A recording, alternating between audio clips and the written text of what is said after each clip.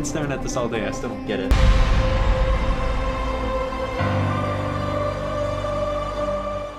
Avatar: The Way of Water is a showcase of Disney not knowing why the first Avatar was successful, and James Cameron thinking he can still write compelling characters. The film starts with Jake in a character-defining moment that reveals that this man could not pull out of the driveway. He now has 3 kids of his own and adopts Sigourney Weaver's kid as well.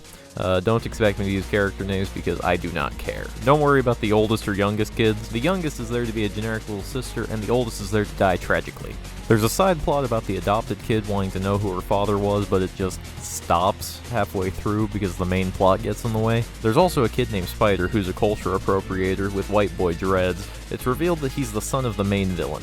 The main villain this time is still generic General Man, but now he's a cloned mind inside of an avatar. The catalyst of the plot is that the humans want to colonize Pandora, but they also really fucking hate Jake because all they do is hunt Jake because he's the protagonist. A year after the humans arrive, it's shown that there's a war going on, and I admire the aesthetic of the Na'vi on horses and shit with rocket launchers and rifles. The humans aren't gaining much ground, so they sent in the clone squad led by General Bad Guy.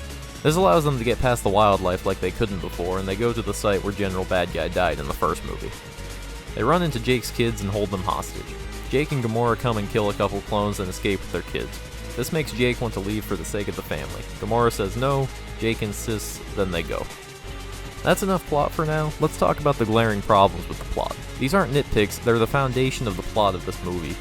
Jake leaves to protect his family because humans only want him, so why does he stay with his family? He should bring them to the water tribes and then return so that they're out of harm's way while he fights. Next is how the humans react. Again, their goal is to clear the resistance and colonize the planet, but instead they keep hyper-fixated on Jake because the story needs to happen. The resistance has no leader. You have what you want. Take it. But then James Cameron couldn't show off his ideas for water people, and that's far more important than having the fucking Marines be strategic in the slightest. Back on topic, Jake and family go to the water people so that they can spend the entire second act fucking around waiting for people to ooh and ah at the water effects.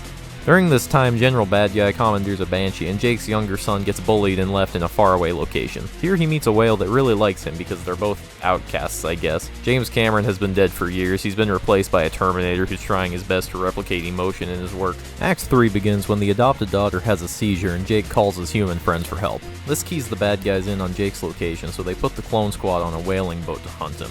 The clone squad burn a village to try and find Jake, and here's another thing I noticed. The queen of this island was super concerned that Jake would bring the war to the island. This village burning should be a clear indication that he did, in fact, bring the war to the village, but she doesn't say anything about it until later after more evidence pops up. She has one character trait. How do you fuck her up? The water people are chill for the moment because no one died. Then the whalers go whaling in this extended scene where James Cameron keeps moaning in my ear about how he makes the best sci-fi tech. They go as far to explain that they only kill the whales for their brain juice that stops human aging. Why introduce this? Why did we just introduce the Fountain of Youth in Avatar? You could have just gone the Dishonored route where the oil is used for energy, or hell, the real life route where it's used in medications and shit. Also, seeing the drill go into the hard pallet and seeing blood and shit get all over, it just screams unsanitary work environment. They need to strike or something. So General Bad Guy had them kill this whale so that they'd piss off the water people and incite an attack where Jake would probably be involved. Jake calms down the water people, but then the son's whale gets a sonar needle stuck in him and the kids go to save him. They get the needle out, but get captured in the process. This causes the final battle.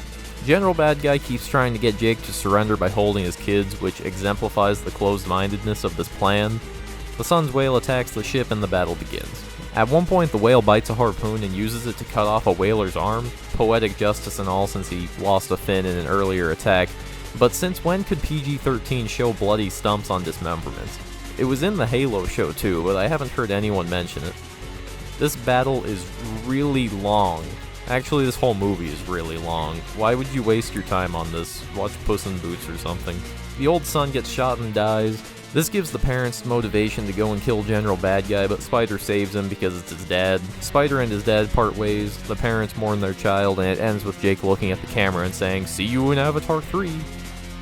This movie is so fucking boring. At least it's pretty so you can look at default Windows backgrounds to keep you awake. It just screams unnecessary. The first movie worked at the time because the amount of effects was unique and had a relevant gimmick in the form of 3D. Disney has dominated the market with films and shows that do little to none of the shooting on site. Avatar isn't unique anymore. Also, what else came out that year? Alongside Avatar, Ice Age 3, Transformers 2, X-Men Origins.